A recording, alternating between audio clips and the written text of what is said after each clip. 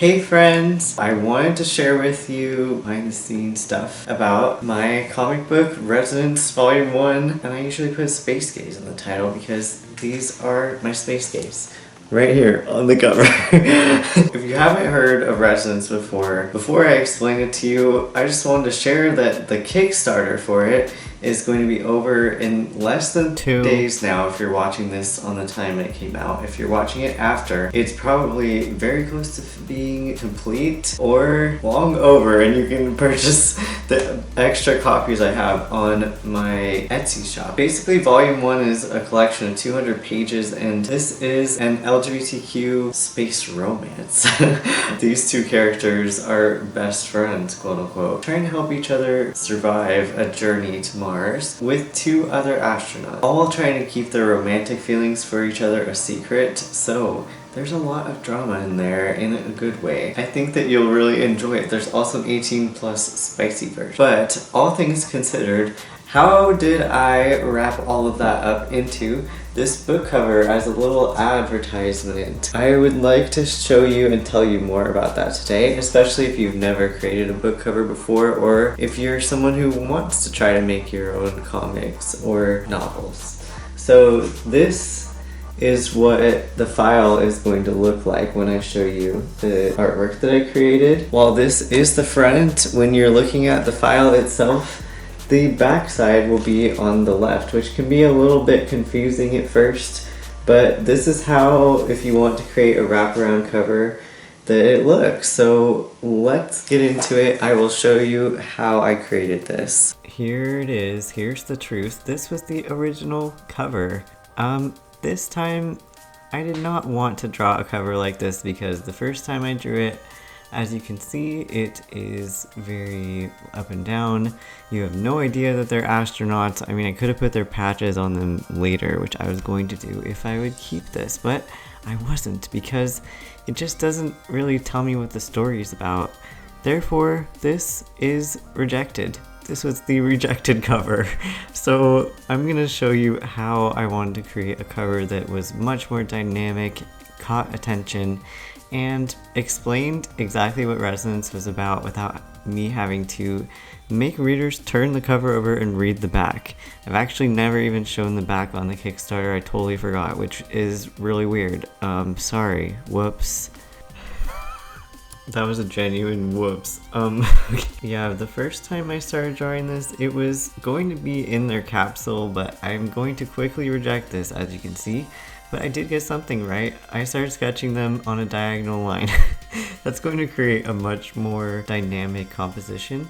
And I also pulled up a reference this time because I wanted to draw them in their launch suits, and I didn't want to forget anything because it was honestly a year probably since I last drew them in their launch suits. And even though I've drawn my characters 200,000 times, actually like on 200 pages, so who knows how many times, like let's calculate it, 200 times 5, at least 1,000, but probably more like 200 times 7, which is 1,400. So I definitely recommend, even if you're not going to use a reference, to use a reference of your own characters so that they stay more consistent, especially for something really important like a cover. So I was really pushing the whole astronaut thing by making it in their command center area of their capsule. I guess I never really named this room, but that's what it is. And I just knew that I wanted Hayato to be hanging on to the title, so I put a little resonance there even though I didn't kern it, which is basically making it have an even space between every letter,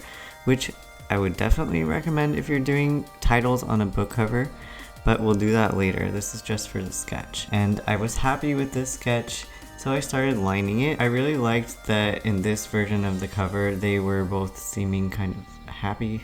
I know that in the comic they have a little bit of some rough moments, but they also have an amazing friendship, so I wanted to show that friendship, quote unquote. And I also wanted it to seem like a little bit gay, you know, like maybe just under the surface. That's kind of how the relationship is. So since I've drawn them so many times, it's very easy to get through their launch suits, but I positioned their hands and legs and fingers in ways that were much more dynamic and active, and you can tell that they have to hang on to each other in order to stay stabilized because they're floating in space. This really drives home the point that, yeah, they're astronauts, they're in space.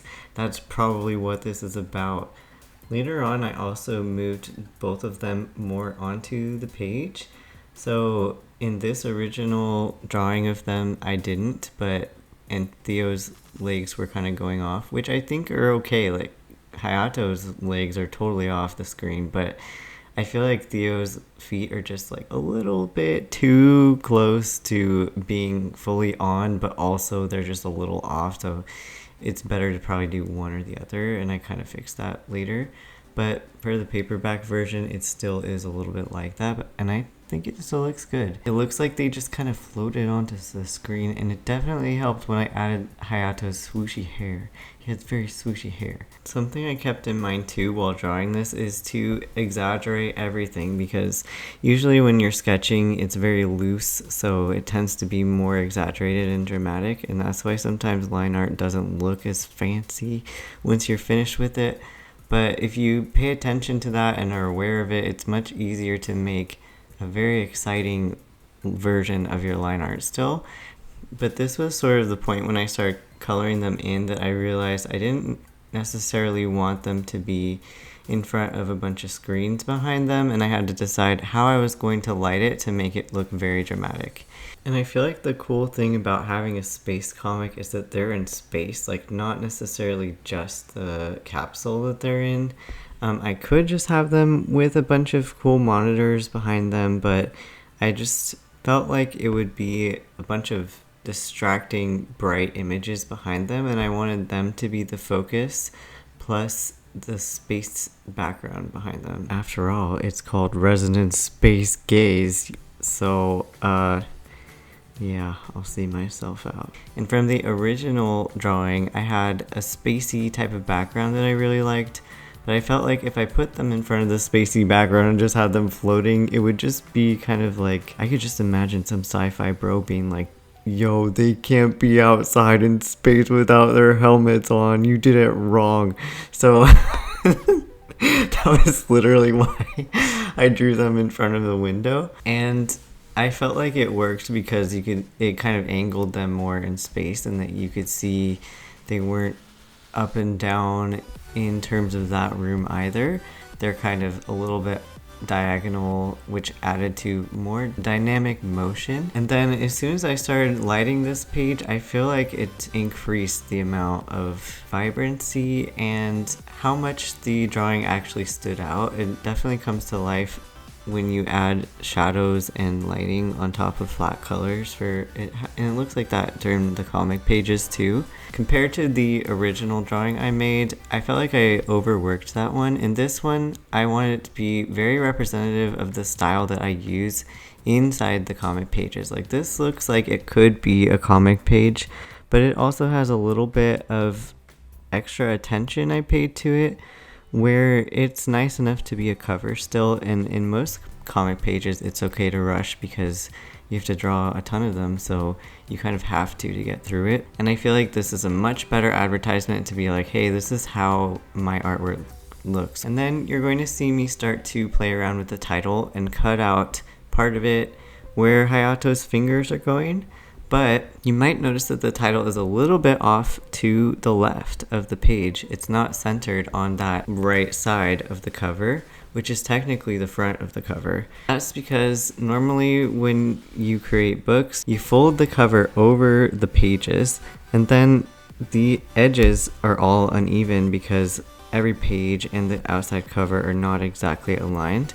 And to remedy that, basically you just take this big machine and chop the edge off, and then yeah, there's a big trim that happens, and you want to design your artwork to avoid losing any of it on the trim. Luckily I had already done this for What's Sexual, so I knew that I wanted to keep the big number 1 a little bit over and the title a little bit over, I actually pulled up What Sexual to make sure that I had the same idea and wanted to see some of the other things I used, because I did like how I designed the spine of What Sexual. I had a lot of fun figuring out how to use a pride flag or a rainbow somehow, because this is more of like graphic design and I don't get a lot of chances to do that. Originally I wanted to put the flag, but then I was wondering if that would be technically copyrightable and it freaked me out, so I'm going to erase it in a minute. I think for the time being I didn't know what to do, so I started kerning the title here. This is what kerning is if you see me moving it all around. And then since Hayato is hanging on the title, I had to test multiple different ways to make him hang on it to look more accurate, and the spacing was just not working right for a while, so it's gonna take me a while to figure that out. I feel like something simple like that made the cover more fun, because if you look closely you catch it and it feels like you know a little insider secret, but then also it just amplifies how they're floating, which goes back to that same idea that I'm trying to create a much more dynamic composition. When I keep saying dynamic, I mean that I want it to feel very active and alive and moving by having them placed diagonally and coming onto the page and hanging onto things like that. Has a lot of action and movement in it. They're also looking at each other in ways where you're like, oh, that's cute. Which tells a story, and that's what comics are all about. So for my comics, I like to have a spine that has obviously the title and my name, but also the volume number. And then since What Sexual had a little rainbow and I liked it so much, I wanted to add it, but I also wanted to show that this has a trans main character in it. I wish I put that on the What Sexual one. So I put a little trans flag colors underneath the rainbow. And I feel like that's just an easy way to make it look more decorative on your shelf and tell people what it is. So I'm putting the final details on the actual artwork itself with some pre-made patches I have for them. But the back side of the comic, I will show you the structure right now with the completed version of the cover. So this is the full cover spread out. This is what it would look like when it's printed as a single large piece of paper that's going to be folded over the comic. So on this single large piece of paper, the back is on the left side, and I have to space it also minding the trim on the left side of the page this time, and I have to space it also noticing that the spine needs its own space, and because there's 200 pages, it has to be a certain exact number for the paper weight and how many pages there are, because that tells me how tall the stack of papers inside the book is going to be.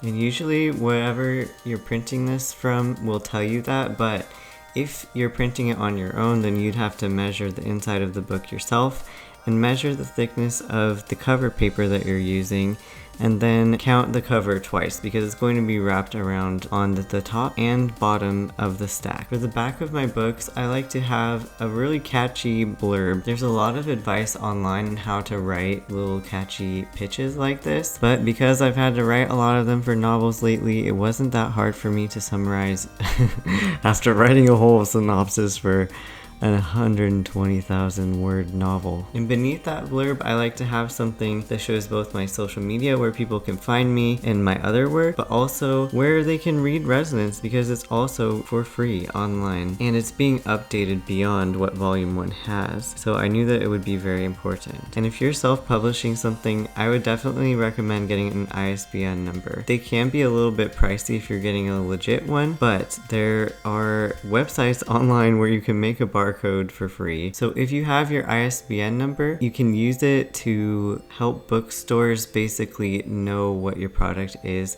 what its price is, and have a universal identifier number for it so that it can help distribute your book much easier no matter where it's printed. I also wanted to wrap the background image across the spine and the back cover. I would have done it on the front cover, but again, the sci-fi bro thing, but I was fine with it being different because I really liked how dark and purpley and blue the front cover ended up being. It definitely added sci-fi vibes to me. If you would like more videos like this, then make sure to comment and tell me down below and press like so that I know you liked it, and subscribe for next time because I'll probably be talking more about how to create your own comics and novels. If you want to grab a copy of this book, then I would recommend hurrying and doing that right now before the pre-order ends. I hope you enjoyed this quick little voiceover speed paint thing about how I created this cover. Thank you so much for all of your support on this Kickstarter so far. I just am so overwhelmed by being so amazed by you. I appreciate it so much, and I'm very excited to keep going and continuing this. If you would like to read the free public version, it's up on Webtoon and Tapas, and soon I will have a new website with this comic on it that will be like a page ahead of time. But if you want like 3 or 4 pages ahead of time, you can also subscribe to my Patreon and become a patron. And I will have different rewards for each month that have to do with my comics and early access. Other than that, I hope you're having a great day, and I'm looking forward to hearing your thoughts about this. If this is something that interests you, then feel free to tell me about it in the comments. I will see you very soon. Bye!